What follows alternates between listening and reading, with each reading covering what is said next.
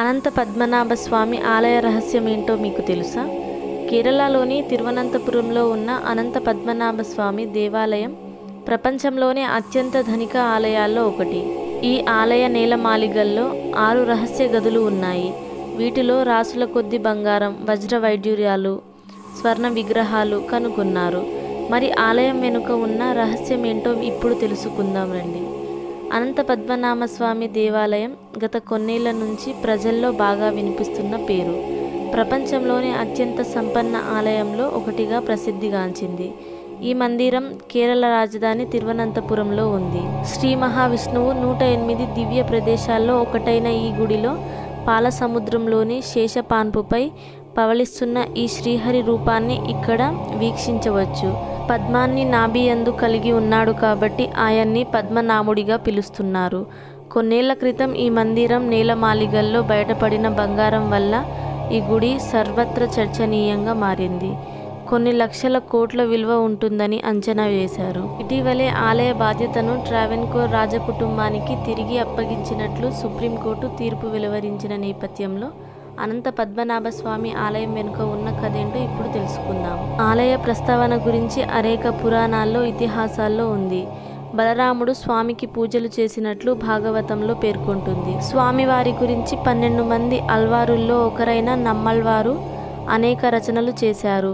కలియుగం ప్రారంభమైన రోజున ఈ ఆలయాన్ని నిర్మించినట్లు తెలుస్తుంది. అయితే ఈ గుడి చరిత్రపై నిర్దిష్టమైన సమాచారం లేదు. వేల సంవత్సరాల నుంచి నిత్య పూజలు అందుకున్నట్లు ఆలయానికి చెందిన రికార్డులు తెలియజేస్తున్నాయి. అయితే ఈ మందిరాన్ని 260 ఏళ్ల క్రితం తిరిగి నిర్మించారు. అప్పటి తరాలుగా ట్రావెన్కోర్ రాజకుటుంబం ఏలుబడిలో ఈ ఆలయం ఉంది.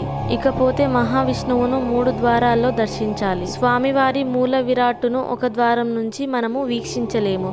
పెద్ద విగ్రహం కావడం వల్ల తలను, చేతిని, పాదాలను వేరువేరు ద్వారాల నుంచి చూడాలి. ట్రావెన్కోర్ మహారాజు రాజా మార్తాండవర్మ పరిపాలించిన సమయంలో వేల సాల గ్రామాలతో స్వామివారి విగ్రహాన్ని ప్రతిష్ఠించారు.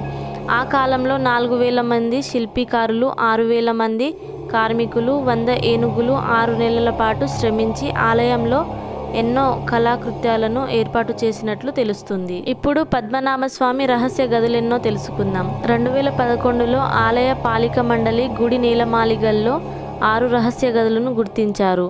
ఆ గదులను తెరవాలని సుప్రీంకోర్టు తీర్పుతో 5 గదులను తెరిచారు. ఫలితంగా ఆ గదులలో అపారమైన సంపద ఉన్నట్లు గుర్తించారు. వాటిని ABCDEF అనే 6 ఆంగ్ల అక్షరాల ప్రకారం ఆ గదులకు పేర్లు పెట్టారు. మొదట ABC గదులను తెరిచారు. వాటిలో 20 పెద్ద జగ్గులు, బంగారు హుండీలతో కూడిన ఒక జగ్గు, ఒక బంగారు కలం, 340 వరకు బంగారు జగ్గులు, 30 వెండి దీపాలు, శివుడి విగ్రహాలు, ఇతరు బంగారు ఆభరణాలు రాశుల కొద్దీ ఉన్నట్లు గుర్తించారు. అవి కాకుండా తీస్తున్న కొద్దీ బంగారపు కంకణాలు, ఉంగరాలు వస్తూనే ఉన్నాయి. కొన్ని లక్షల కోట్ల ఉండే సంపద విలువ చేసే ఆలయానికి ఉత్తరం వైపున రూమ్ D, ఆగ్నేయంలో రూమ్ Fను తెరిచారు. ఈ గదులలో అపారమైన బంగారం, వజ్రాలు రాశుల కొద్దీ లభించాయి. వీటి విలువ లక్షల కోట్లలో ఉంటుందని అంచనా. నేలమాళిగల్లో బయటపడ్డ సంపదల్లో అప్పటి వరకు దేశంలో అత్యంత సంపన్న ఆలయంలో ఉన్న తిరుమలను పద్మనాభ స్వామి ఆలయం వెనక్కి నెట్టేసింది.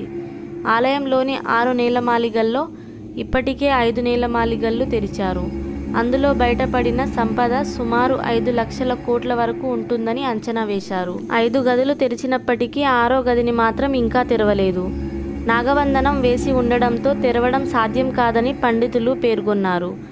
ఆ గదిలో ఈ 5 గదుల్లో ఉన్నదానికంటే రెట్టింపు సంపద ఉంటుందని అంచనా వేస్తున్నారు. ఆ గదిలో ఎంత సంపద ఉంటుందో అనేది ఆ అనంతుడికే తెలిసిన రహస్యం. కొంతకాలం క్రితం వరకు ఆలయంలోని నేలమాళిగల్లో లభించిన అనంతమైన సంపదకు ట్రావెన్కోర్ పాలకులు సంరక్షకులుగా ఉంటున్నారు. వెలకట్టలేనంత నిధులను స్వామివారికి అర్పించి తరతరాలుగా వాటిని సంరక్షిస్తున్నారు. వీడియో ఇన్ఫర్మేటివ్గా అనిపిస్తే లైక్ చేసి ఛానల్ని సబ్స్క్రైబ్ చేసుకోండి.